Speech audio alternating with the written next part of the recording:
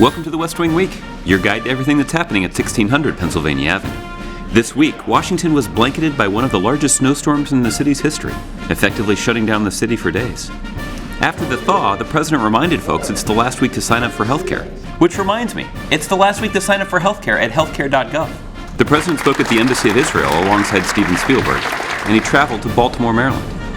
That's January 22nd to January 28th, or Snowzilla. Over the weekend, the White House, like much of the Northeast, was covered in snow, captured in this behind-the-scenes time-lapse of the South Lawn. On Monday, Concepcion Picciotto passed away.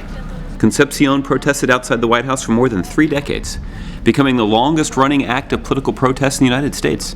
Her peace vigil remains outside the White House grounds.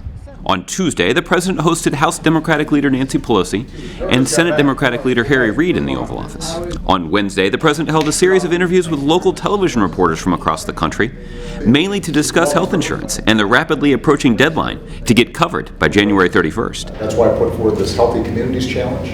I said any city that is number one in new signups, I'll come and visit. Later that day, the president spoke at the Israeli embassy in Washington, D.C.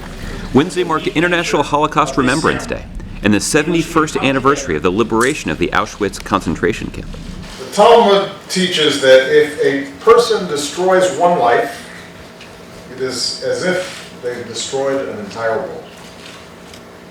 And if a person saves one life, it is as if they've saved an entire world. On Thursday, the president attended the House Democratic Issues Conference in Baltimore. We are on the right side of this debate. So stay engaged with us online, and remember, you can find out more information about any of these topics and see complete videos of these events at whitehouse.gov. Thanks so much for checking out this edition of your West Wing Week.